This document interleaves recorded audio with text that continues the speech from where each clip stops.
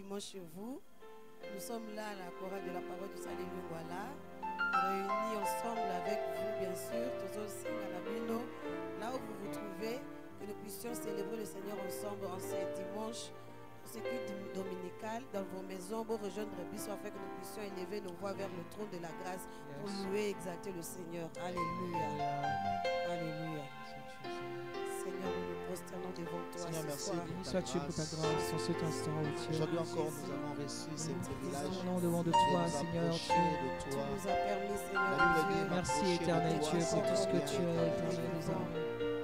Te remercions pour ta grâce, te remercions pour tout ce que ce souffle béni que tu nous as donné. Nous voulons t'adorer. Te remercions, éternel Dieu, Nous pour ta grâce. Seigneur Dieu, toi Élevé le celui qui est digne de révérence, élevé celui qui est digne d'être élevé. Éternel Dieu de Et gloire, c'est toi le roi des rois, béni soit ton nom, Jésus. merci, éternel Dieu de gloire. Merci pour ta grâce, oh Dieu. Nous sommes reconnaissants de ta Honneur à toi, fidélité, nous sommes reconnaissants Alléluia, de ta honneur à grâce. toi, Jésus.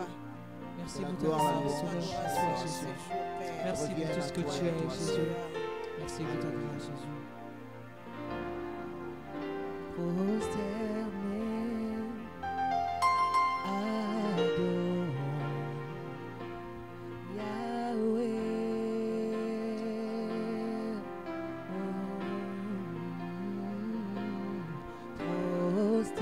Prosterné, adorons Yahweh. Chantons tous, prosternés,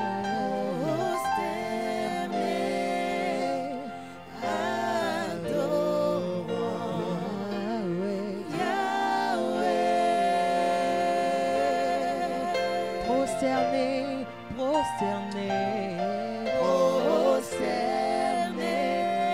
adorons Yahweh. Prosternés, prosternés, adorons. Adorons. De tous nos cœurs, nous t'adorons. Prosternés, prosternés, prosternés, adorons.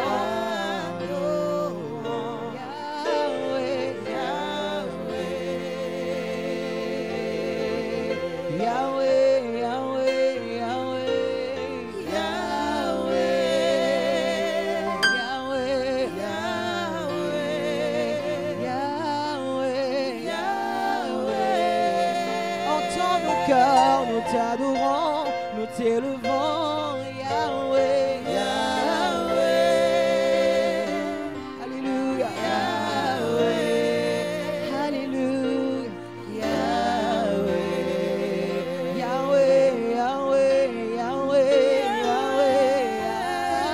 Yahweh, Alléluia, Yahweh, Seigneur, nous t'adorons car tu es Dieu. Entends nos voix, entends nos cœurs qui soupirent après ta présence, Yahweh. Alléluia, Alléluia, Yahweh, Yahweh. Prosterné, prosterné, prosterné, adorons. Prosterné, adorons Yahweh. Nous jetons nos couronnes à tes pieds, nous disons prosterné au devant du roi des rois. Prosterné, adorons.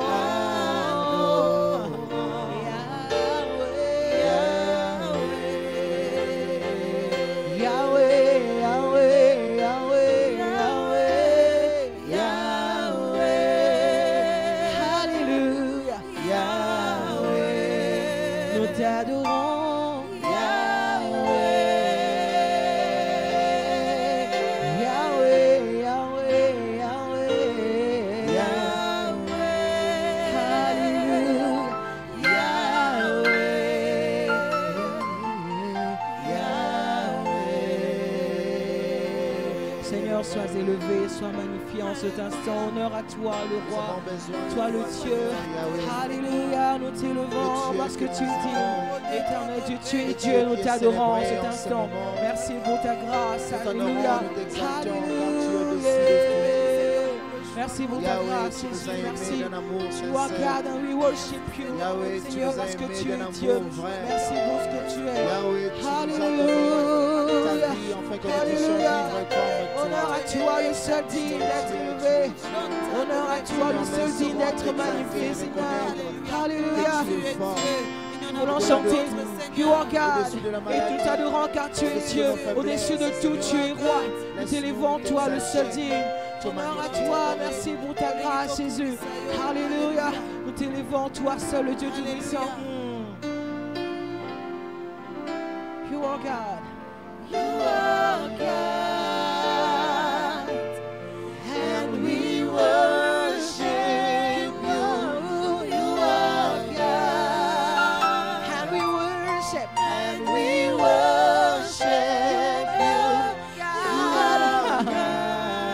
And we worship. And we worship you. Are God. You are God. And we worship. And we worship. Tu es Dieu. Tu es Dieu. Et nous t'adorons. Et nous t'adorons.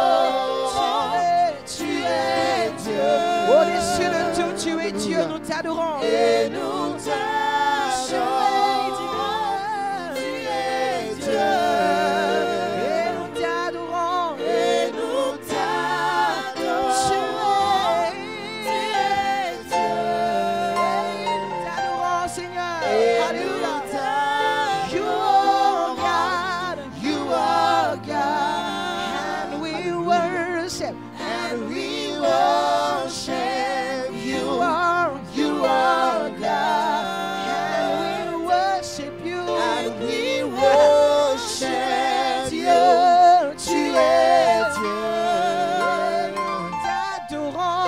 Nous t'adorons. Tu es Dieu.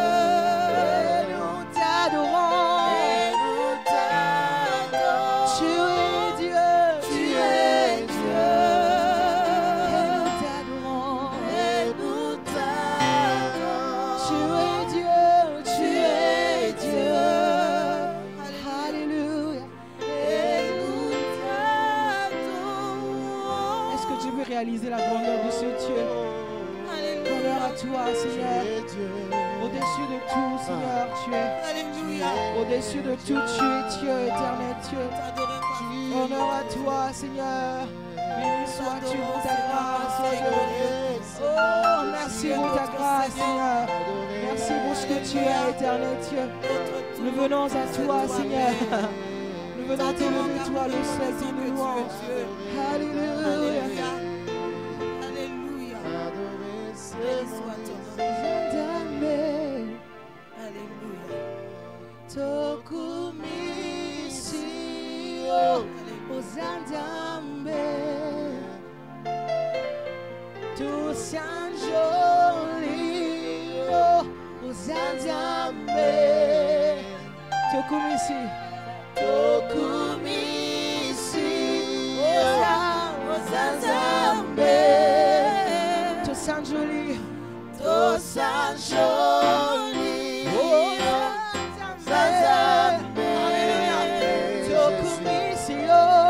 Merci Seigneur.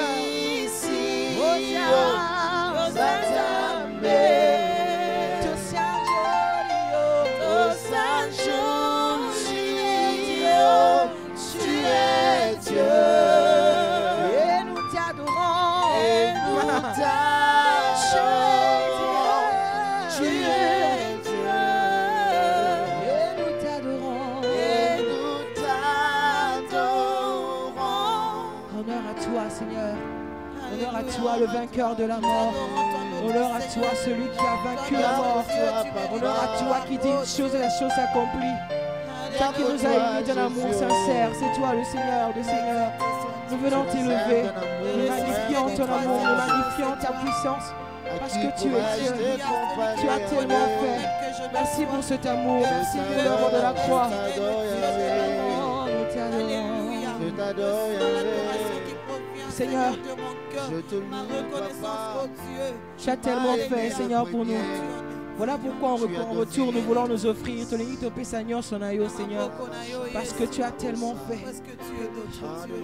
Éternel Dieu, tu as tellement fait que ce que nous pouvons t'offrir n'est que notre vie, Seigneur, comme un sacrifice, comme Ikaba, un aïe, Seigneur, parce que tu es le roi, tu es le seul qui mérite, Seigneur, toute notre louange. Alléluia. Alléluia.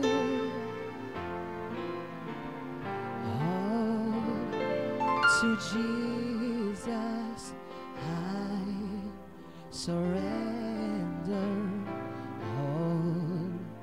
To Him my freely give. Ne permets à personne, Seigneur, d'en reprendre. Oui, prends tout. Oui, prends tout, Seigneur. Oui, prends tout, Seigneur. Oui, prends tout, Seigneur. Entre deux. Entre tes mains, j'abandonne tout avec honneur. Encore une fois. Oui, prends tout. Alléluia. Oui, prends tout, Seigneur. Alléluia. Oui, prends tout, Seigneur. Entre tes mains. Entre tes mains, j'abandonne tout avec honneur. Katina maboko na yo. Katina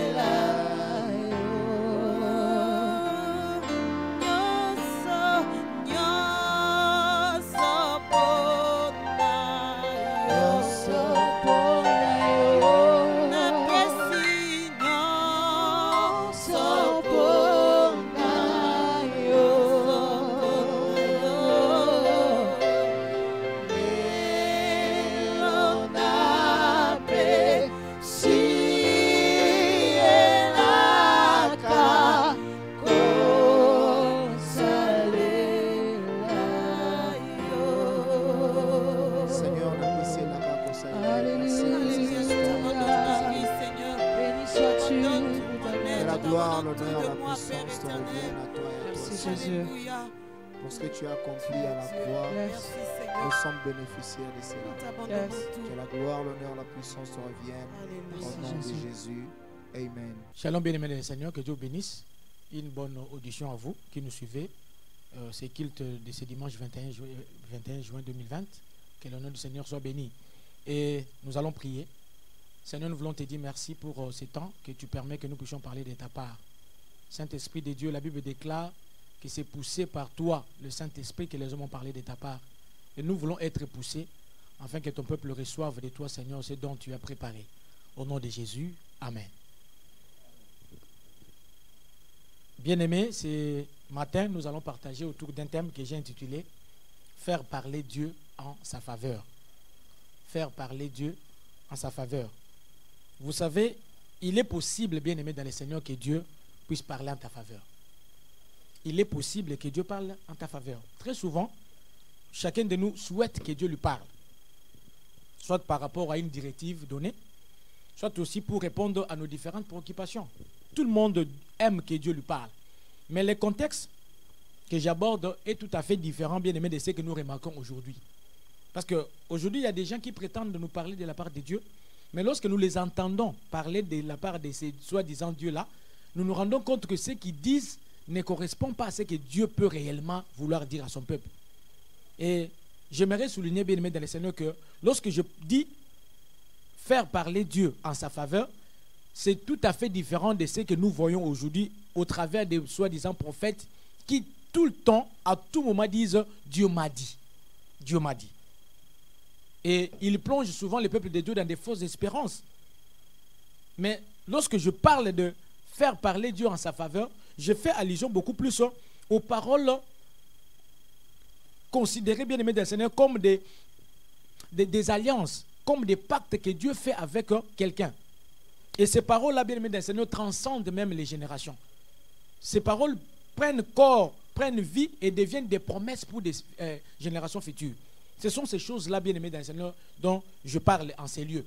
Et quand je parcours la Bible, bien aimée dans le Seigneur, je me rends compte qu'il y a eu des gens, plusieurs personnes ont poussé Dieu à parler en bien pour eux. Ils ont poussé Dieu à parler en leur faveur. Et cela, c'était par rapport à certains actes qu'ils ont posés. En fait, ces gens-là ont touché juste le cœur de Dieu. Ce sont des gens qui ont touché le cœur de Dieu au point où Dieu n'a pas pu se contenir. Il a déclaré des paroles. Et ces paroles ont été considérées comme des alliances, ont été considérées comme des serments de la part de Dieu en leur faveur. Alors, bien aimé, il est possible que Dieu parle en ta faveur. Alors, il y a des choses, bien aimé, que toi, tu peux faire dans ta vie pour pousser Dieu à parler en ta faveur. Pas de ce que nous entendons dans des bouches de prophètes. Un jour, bien aimé, j'étais scandalisé. J'ai entendu un prophète dire à quelqu'un qui était malade, Dieu me dit que tu es guéri, tu ne mourras pas. Et 3 jours après, cette personne était morte. Alors je me suis posé la question, est-ce Dieu qui avait réellement parlé? Mais ici, je ne parle pas de ce que les prophètes disent, bien aimé. Je parle des choses que Dieu lui-même s'engage à dire à quelqu'un, parce que la personne a touché son cœur. Et ces paroles, bien aimées dans le Seigneur, se justifient dans le temps que c'est réellement Dieu qui a parlé. Amen, amen. Non? Et ce soir, bien aimé, j'aimerais t'informer qu'il y a certaines choses que toi tu dois faire au préalable. Ce n'est pas gratuit, bien aimé. Ce ne sont pas des choses que Dieu fait gratuitement. Non, ça a un prix à payer pour que Dieu parle en ta faveur. Donc tu dois savoir poser certains actes. Il faut développer certaines attitudes. Il faut arriver à toucher le cœur de Dieu au point où l'Éternel déclare des paroles sur ta vie. Alors, sans plus tarder, nous allons voir ces choses en question. Quelles sont les choses, bien aimées dans le Seigneur, que toi tu peux faire pour que Dieu parle en ta faveur? La première des choses, c'est les degrés élevés de ton obéissance. Les degrés élevés de ton obéissance. Je dis bien les degrés élevés de ton obéissance. Là, je puise ma pensée dans Genèse chapitre 22, au verset 1er jusqu'au verset 18e. Alors, j'aimerais lire seulement à partir du verset 15. Lisons la parole de Dieu. L'ange du Seigneur appela du ciel une seconde fois Abraham et dit, je les jure par moi-même, oracle du Seigneur, parce que tu as fait cela, et tu ne m'as pas épargné ton fils, je m'engage à te bénir, et à faire proliférer ta descendance autant que les étoiles du ciel et le sable au bord de la mer. Ta descendance occupera la porte de ses ennemis. C'est en elle que se béniront toutes les nations de la terre parce que tu as écouté ma voix. Là, j'ai la version TOB. Bien-aimés dans le Seigneur, nous voyons combien le patriarche Abraham a touché le cœur de Dieu et Dieu a prononcé une parole. Abraham était déjà en alliance avec Dieu. Mais ici, à cause de l'acte que Abraham pose, non, cet acte-là va tout droit dans le cœur de Dieu et ça pousse Dieu à déclarer. Bien-aimés dans le Seigneur, tout ce que nous posons comme acte devant Dieu qui touche son cœur ne les laisse pas indifférents.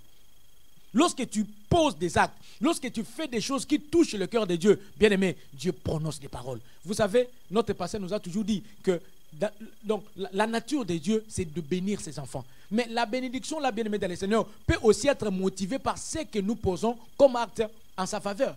Et alors, regardez combien, bien-aimé, Abraham a obéi à Dieu.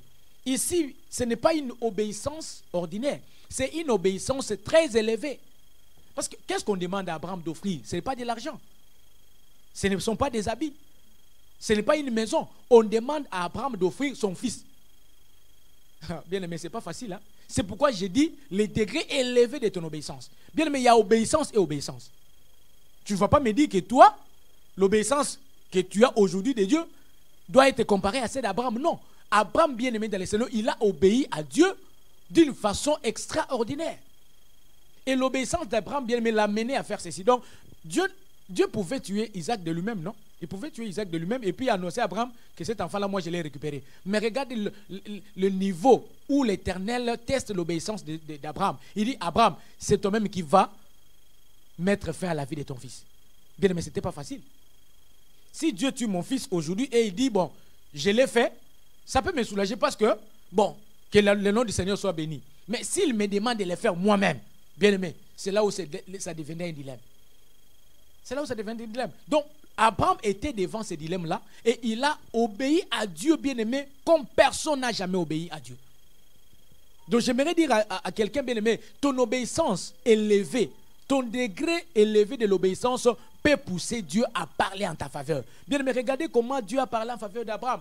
Et cette parole de Dieu a été considérée comme étant une alliance. Cette parole de Dieu a été considérée, bien aimé dans le Seigneur, comme un pacte, comme un serment que Dieu a fait à Abraham. Et cette parole a transcendé même les générations.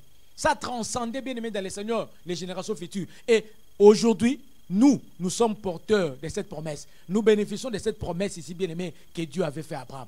Donc, si tu veux pousser Dieu à parler en ta faveur, bien aimé, j'aimerais te dire que ton obéissance doit être élevée. Bien aimé, n'obéis pas comme tout le monde obéit. N'obéis pas comme tout le monde obéit.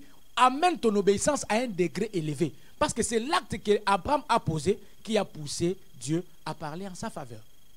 Bien aimé, sois obéissant. Alors j'aimerais te poser la question, est-ce que ton obéissance a-t-elle atteint les niveaux de l'obéissance d'Abraham? Regarde un peu, bien aimé. Est-ce que ton obéissance a atteint le niveau d'Abraham? Toi qui veux que Dieu parle en ta faveur.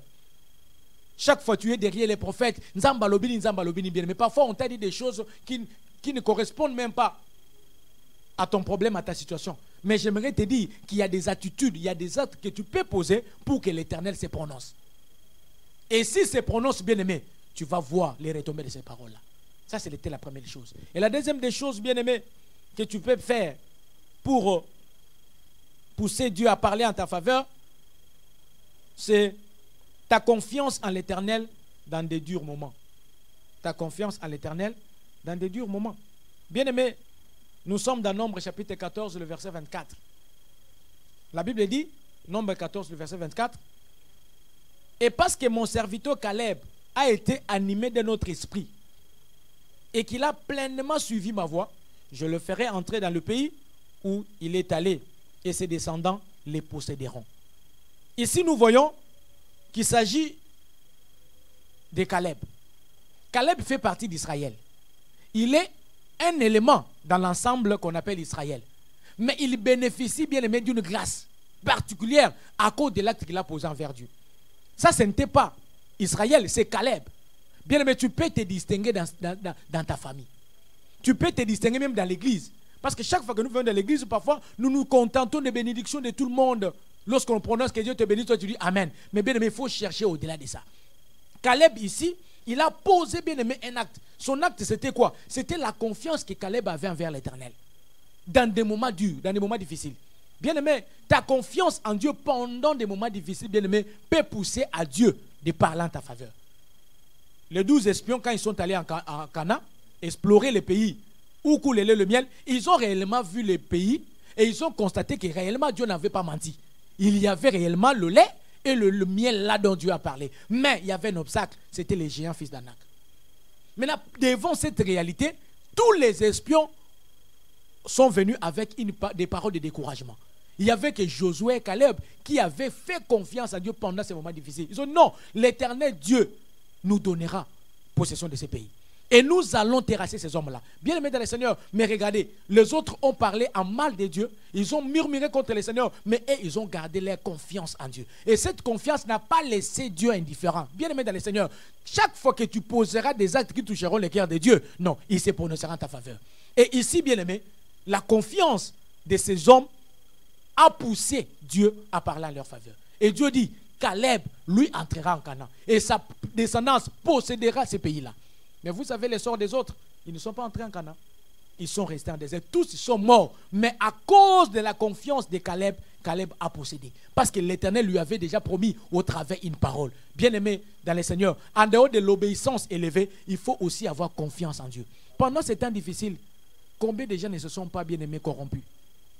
À cause du fait que nous sommes dans des confinements, manque d'argent, beaucoup ont trahi Dieu pendant ce temps. Parce qu'il n'a pas l'argent, on lui propose, n'est-ce pas, des gains sordides, et puis il se laisse faire. Combien de filles se sont retrouvées entre les bras des hommes à cause de l'argent? Parce qu'à la maison, nous n'avons pas à manger, et maintenant, pendant ce temps, essaie de donner à un homme pour avoir de l'argent, pour amener de l'argent dans sa famille. Combien l'ont fait? Bien aimé. Mais ceux qui sont restés confiants vers Dieu, je ne peux pas trahir mon Dieu. Bien aimé dans le Seigneur, même si tu n'as pas entendu cette parole, j'aimerais te dire qu'il y a une chose que Dieu a arrêtée pour toi. C'est pourquoi, bien aimé dans le Seigneur, laisse que mon Dieu parle en faveur de cette personne-là qui endure des difficultés, mais qui reste confiant au Seigneur. Bien aimé, pendant ces temps difficiles ici, il y a beaucoup de choses qui se font. Pendant ces temps difficiles. Tous ceux qui étaient comme des partenaires, autrefois, ils peuvent dire aujourd'hui, on n'a plus rien à te donner. Nous n'avons plus rien. Mais alors, quelle attitude tu affiches? C'est pourquoi j'aimerais encourager quelqu'un. Dieu peut parler en ta faveur à cause de ta confiance. Bien-aimé, fais à Dieu confiance. Dans ces moments difficiles, fais à Dieu confiance. Dans ce manque d'enfants-là, ça l'a mis confiance. Ne pars pas consulter, bien-aimé, dans le Seigneur, le féticheur, pose-moi. Non, ne va pas derrière les marabouts pour avoir la promotion. Bien-aimé, même s'il y a des années où tu es passé dans ce travail, on ne t'a pas reconnu le mérite que tu peux avoir, bien-aimé, ne fais pas un problème. Reste confiant en Dieu. C'est ta confiance en Dieu qui peut pousser Dieu de parler en ta faveur. Que Dieu te bénisse. Et la troisième des choses, bien-aimé, c'est ton zèle déployé pour Dieu. Bien-aimé, les zèles aussi qu'on peut déployer pour l'Éternel peut pousser Dieu à parler en ta faveur. Nous sommes dans Nombre, chapitre 25, du verset 1er au verset 3e. Nombre 25, 1 à 13. Mais nous n'allons pas lire tout le passage. Je vais commencer peut-être à partir du verset 6e seulement. La Bible dit ceci. Et voici un homme des enfants d'Israël vint et amena vers ses frères une Madianite, sous les yeux de Moïse et sous les yeux de toute l'assemblée des enfants d'Israël, tandis qu'il pleurait à l'entrée de la tente d'assignation. À cette vue, Phiné, fils d'Éléazar, fils du sacrificateur Aaron, s'éleva du milieu de l'assemblée et prit une lance dans sa main. Il suivit l'homme d'Israël dans sa tente et il perça tous les deux. Il les perça tous les deux, l'homme d'Israël, puis la femme, par les bas ventres. Et la plaie s'arrêta parmi les enfants d'Israël. Et il y en a eu 24 000 qui moururent de la plaie. L'Éternel parla à Moïse et dit, Phiné, fils d'Éléazar, fils du sacrificateur Aaron, a détourné ma fureur de dessus les enfants d'Israël, parce qu'il a été animé de mon zèle au milieu d'eux, et je n'ai point dans ma colère consumé les enfants d'Israël. C'est pourquoi tu diras que je traite avec lui une alliance de paix. Ce sera pour lui et pour sa postérité après lui l'alliance d'un sacerdoce perpétuel parce qu'il a été zélé pour son Dieu et qu'il a fait l'expiation pour les enfants d'Israël. Alléluia. Bien-aimés dans le Seigneur, regardez, les ailes déployées pour l'Éternel a poussé Dieu à ouvrir sa bouche. Bien-aimé, j'aimerais dire à quelqu'un que le degré de ton zèle là, ce n'est pas encore arrivé au niveau où Dieu l'attend. Bien-aimé, dans cet épisode, les enfants d'Israël se sont corrompus. Ils sont allés se prostituer avec les filles de Moab, la nation que Dieu avait interdite aux enfants d'Israël de ne pas toucher. Ils sont allés, bien aimés, les enfants d'Israël se sont prostitués. Mais pendant ce temps, lorsque Dieu a constaté la prostitution, Dieu a frappé l'assemblée de la plaie. Et lorsque les enfants d'Israël pleuraient, il y a un monsieur, un enfant d'Israël, qui vient tout bonnement avec sa femme madianite. Il entre avec la femme dans sa chambre, aux yeux au-dessus de tout le monde. Bien aimé, quand Phiné a vu ça, bien aimé, Dieu ne lui a pas dit, Moïse était là, Aaron les autorités du pays étaient là. Moïse était là, Aaron était là, ils n'ont rien dit. Mais Phiné, qui était un des prêtres, bien aimé, animé du zèle de Dieu, il est allé, il les a tués. Regardez un peu, bien aimé, Dieu salue le meurtre. Alléluia. Il est tenté de saluer cette bravoure-là. Il dit non, il a été animé de mon zèle. Et l'acte que Phiné a posé a arrêté la plaie en Israël. Et Dieu a ouvert la bouche et il a dit non, un homme comme ça, je ne peux pas rester silencieux. Bien-aimé dans le Seigneur, laisse que mon Dieu, si tu as réellement un zèle qui touche le cœur de Dieu, que Dieu parle en ta faveur. Et à cause du zèle de Phiné, bien-aimé dans le Seigneur, Dieu a ouvert la bouche. Il a dit, Moïse, dis-lui, je traite avec lui une alliance de paix. Bien-aimé dans le Seigneur, toi qui cherches qu'on parle en ta faveur, non, n'écoute pas des vrais prophètes. Tu es les propres prophètes de ta vie. Tu peux poser un acte qui ouvre la bouche de Dieu. Parce que combien de gens t'ont parlé de la part de Dieu? Est-ce que tu as vu ces choses s'accomplir? Parce qu'il y a des gens qui se donnent les kilos de parler alors que Dieu ne leur a pas donné l'autorisation. Mais ici, il y a des choses, bien-aimées, que toi-même tu peux faire. Il y a des attitudes, il y a des choses que tu peux faire dans ta vie pour pousser Dieu à ouvrir sa bouche. Et Phiné avait reçu, bien-aimé, les sacerdoces comme un acquis. Il a reçu ça comme un acquis. Dieu lui a dit à perpétuité. Même les générations futures vont bénéficier de ça. C'est pourquoi je disais, lorsque je parle que Dieu peut parler en ta faveur, ce sont des paroles, bien-aimées, qui peuvent transcender les générations. Qui peuvent devenir comme des promesses, n'est-ce pas, pour les générations futures. Mais cela doit passer par des actes qui touchent le cœur de Dieu. Bien-aimé, le zèle, le zèle. Ah, j'aimerais encourager quelqu'un qui sert Dieu avec zèle. J'aimerais encourager quelqu'un, même pendant ce temps de confinement, mais il est toujours zélé, aller évangélisant par-ci, par-là. Il n'a pas peur du coronavirus. Combien d'évangélistes aujourd'hui ont peur du coronavirus? L'évangélisation confie. Les porte-à-porte n'existent plus. Mais si toi, tu peux bien aimer te démarquer avec un zèle excessif pour le Seigneur, le Seigneur peut déclarer que non, à cause de ton zèle, puisque tu n'as pas eu peur du coronavirus, j'aimerais te dire qu'aucun membre de ta famille ne mourra d'une épidémie sur cette terre. Dieu peut dire des choses comme ça. Bien aimé, mais ça dépend de ce que tu poses comme acte. Le zèle que tu peux déployer devant l'Éternel peut lui ouvrir la bouche. C'est très important, bien aimé. Dieu ne parle pas pour parler. Il y a des choses, lorsque Dieu les dit, bien aimé dans le Seigneur, il met sa gloire en jeu. Il met sa gloire en jeu. Il dit non, sinon, à ma parole. Sinon à ma parole. Des choses comme ça, lorsque Dieu peut commencer à dire sinon à ma parole, c'est-à-dire il met sa gloire en danger, une parole comme ça ne peut jamais rater. Bien-aimé, je t'encourage à développer un zèle au-delà de tes forces. Tu peux être là pendant que les gens font X choses, mais tu te dis non, à cause du zèle que j'ai pour le Seigneur, je ne peux pas le faire. Non, sois zélé pour le Seigneur. Sois excessivement zélé. Sois excessivement zélé pour que Dieu ouvre la bouche. Et une autre chose, bien aimé, que tu peux faire pour que Dieu parle en ta faveur, ce sont les bonnes dispositions de ton cœur pour Dieu. Les bonnes dispositions de ton cœur pour Dieu. Là, je suis dans 2 Samuel chapitre 7, le verset 1er jusqu'au verset 16e. 2 Samuel 7, 1 à 16. Les bonnes dispositions de ton cœur pour Dieu. Alors, je vais commencer à partir du verset 8. Maintenant, donc, tu parleras ainsi à mon serviteur David. Ainsi parle le Seigneur le Tout-Puissant. C'est moi qui t'ai pris au pâturage, derrière les troupeaux, pour que tu deviennes le chef d'Israël, mon peuple. J'ai été avec toi partout où tu es allé. J'ai abattu tous tes ennemis devant toi. Je t'ai fait un nom aussi grand que le nom des grands sur la terre. Je fixerai un lieu à Israël, mon peuple, et je l'implanterai, et il demeurera à sa place. Il ne tremblera plus, et des criminels ne recommenceront plus à l'opprimer comme jadis. Et comme depuis les jours où j'ai établi des jours sur Israël, mon peuple, j'ai accordé le repos face à tous tes ennemis. Et le Seigneur t'annonce, le Seigneur te fera une maison. Alléluia. Bien, mais j'aime cet épisode. Le roi David, assis dans sa maison, après avoir affermi son royaume, il s'est dit, non, moi j'habite dans la maison de cèdre. Quand on parle de cèdre, on voit les bois qui étaient plus chers à l'époque de David. C'était comparable à de marbre aujourd'hui. Alors, David a construit sa maison avec ce genre de matériaux. Des matériaux qui coûtaient cher. Il vivait dans l'aisance. Il dit, mais non, mais moi j'habite dans l'aisance, mais l'arche de Dieu se trouve sous la tente. Non, je dois construire un temple pour mon Dieu. Bien aimé, Dieu n'avait jamais demandé à quelqu'un de lui construire le temple. Donc l'idée de construire le temple a commencé avec David. Si aujourd'hui, bien aimé, dans le Seigneur, nous construisons le temple, nous nous référons à David. Parce que c'est David qui était le premier à penser que l'arche de Dieu soit mise dans un temple. Alors, quelque chose comme ça, ça ne pouvait pas, bien aimer, laisser Dieu indifférent. Dieu dit non, non, non. Je n'ai jamais demandé à un homme de me construire. Mais parce que toi, David, toi-même, tu projettes de me bâtir une maison. Regarde ce que je ferai. David, je te bâtirai aussi une maison.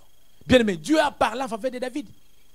Et vous savez, ce que j'aime bien aimer, Dieu a même dit à David, si les enfants qui viennent après toi se me conduisent, je ne vais pas les traiter comme j'ai traité Saoul. Regardez bien aimé, il a laissé à ses enfants un héritage, bien aimé, comment dirais-je, de grâce. Un héritage de grâce. Donc, même s'il pouvait pécher, Dieu ne serait pas farouche comme il a été avec Saoul. Si je prends les péchés de Salomon avec les péchés de Saoul, bien aimé, regardez, Salomon est allé même adorer les dieux étrangers. C'est que Saoul n'avait pas fait. Mais Salomon a bénéficié de la grâce de son père. Est-ce que vous comprenez? Il a bénéficié de la grâce de son père. Il a commis quelque chose que Dieu trouvait abominable devant ses yeux. L'adoration des autres dieux. L'idolâtrie. Ça, en tout cas, Saoul n'a pas fait ça. Mais à cause de son père David, il a trouvé une grâce. Bien aimé dans le Seigneur, regardez combien David a fait bénéficier à ses descendants des grâces à cause de l'acte qu'il a posé. Bien aimé, cet acte-là correspondait seulement à avoir des bonnes dispositions dans le cœur pour Dieu. Bien aimé, quelles sont les bonnes dispositions que toi tu as dans ton cœur pour Dieu? Quelles sont les bonnes dispositions? Quelles sont les bonnes dispositions? Pendant ces temps, bien aimé dans le Seigneur, est-ce que tu ne peux pas toucher le cœur de Dieu avec des bonnes dispositions de ton cœur? Est-ce que tu ne peux pas penser à faire une surprise à Dieu? Bien aimé, Dieu, on ne le surprend jamais, mais tu peux le surprendre. C'est vrai. C'est comme si Dieu avait surpris, David avait surpris Dieu, projeté, construit un temple, alors que Dieu n'avait pas encore demandé ça.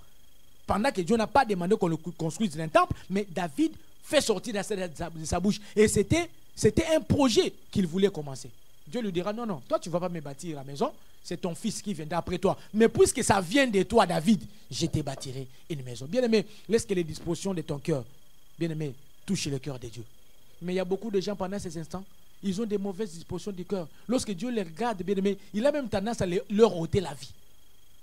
Dieu a tendance même à pouvoir les détruire complètement parce que les desseins de leur cœur sont mauvais. Bien-aimé, aie les bonnes dispositions dans ton cœur pour le Seigneur. J'encourage quelqu'un à s'occuper de Dieu. Occupe-toi de Dieu, Dieu s'occupera de toi. Dieu le dit à David, puisque tu as projeté de me bâtir une maison, je te bâtirai aussi une maison. Et vous savez, Christ est de la descendance d'Abraham. C'est pourquoi le règne de David est un règne éternel. Le règne de David est un règne éternel. Christ au trône, bien-aimé, est descendant de David. Il a été tiré de la descendance de David. C'est comme ça que la promesse de Dieu a transcendé de génération en génération jusqu'à arriver à la période de Christ. Bien-aimé, fais des choses qui peuvent toucher le cœur de Dieu. Alors j'aimerais décourager quelqu'un qui est toujours derrière les prophètes. J'aimerais décourager quelqu'un qui est toujours dans des prières en train de chercher Nzamba Lobidi. Non, regardez les voies par excellence par lesquelles tu peux toucher le cœur de Dieu pour lui faire parler. Regardez la voie par excellence, bien-aimé, que tu peux faire, des choses que tu peux faire pour toucher le cœur de Dieu afin qu'il se prononce. Bien-aimé, Dieu peut se prononcer en ta faveur. Il peut se prononcer. Il a fait. Il a fait. Et vous savez, pour terminer, il y a encore d'autres points, mais je vais prendre le dernier point, je saute. pour citer. Bien-aimés dans le Seigneur, la Bible dit dans Philippiens chapitre 2 que Christ a été obéissant jusqu'à la mort et Dieu lui a donné un nom qui est au-dessus de tout nom. De telle en sorte que au nom de Jésus, tout genou fléchisse et que toute langue confesse que Christ est Seigneur à la gloire de Dieu le Père. Bien-aimés, regardez, Jésus est un exemple, bien-aimé dans le Seigneur, par excellence d'une vie consacrée totalement au Seigneur. Bien-aimé, ta consécration à Dieu peut aussi pousser Dieu de pouvoir t'élever à une dimension où tu ne t'attends pas. Christ s'est abaissé. Il s'est abaissé. Il n'a pas regardé qu'il était égal à Dieu.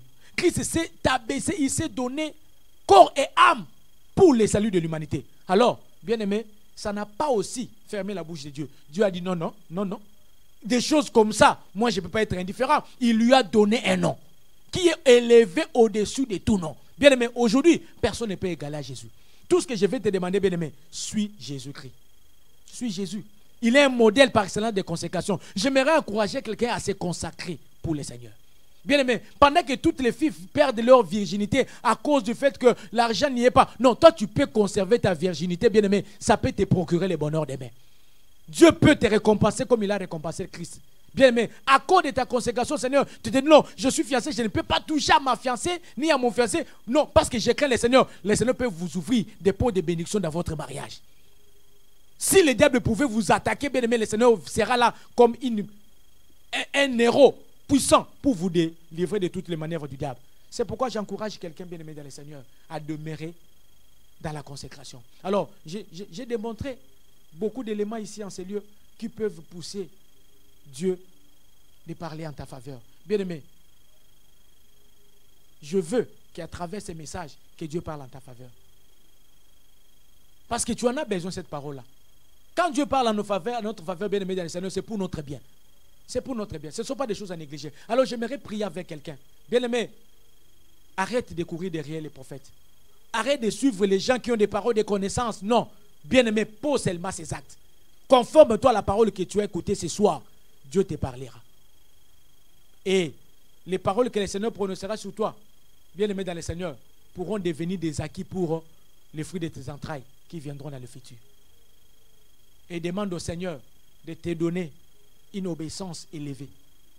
Que le Seigneur, bien-aimé dans le Seigneur, te distingue avec une confiance incomparable dans des moments de dure épreuve. Que le Seigneur, bien-aimé dans le Seigneur, t'amène à pouvoir te consacrer comme Christ l'a fait. Que le Seigneur t'amène aussi, bien-aimé, à pouvoir développer un zèle élevé, un zèle excessif pour le Seigneur, afin que le Seigneur parle en ta faveur. Est-ce que tu peux prier avec moi? Parle-lui. Seigneur, nous te disons merci pour cette parole. Merci parce que tu nous as appris cet avant-midi qu'il est possible que tu parles en notre faveur. Seigneur, nous voulons que tu parles en notre faveur. Parce que parler en notre faveur, Seigneur, éternel, c'est quelque chose qui va nous aider, qui va nous maintenir dans une position de force et qui va nous permettre, Seigneur Dieu des armées, de pouvoir, Seigneur Dieu des armées, laisser un héritage de paix à nos enfants. C'est pourquoi ma prière est que, Seigneur, que cette parole trouve de la place dans la vie de mon frère. Que celui qui était plus la fois passée zélé, qu'il le déploie encore davantage. Que celui qui t'obéissait déjà développe encore, augmente encore le degré de l'obéissance. Que celui, Seigneur, qui s'était consacré hier, qui se consacre encore davantage et que ces actes touchent ton cœur, Seigneur. Amène-moi et mon frère à pouvoir toucher ton cœur pour que tu te prononces et que tu nous bénisses. Que l'Éternel te bénisse, que l'Éternel te fasse du bien, que cette semaine soit une semaine bénie. Que cette semaine, Dieu t'amène à poser des actes, à faire des choses qui toucheront son cœur, afin qu'il te bénisse. Au nom de Jésus, Amen.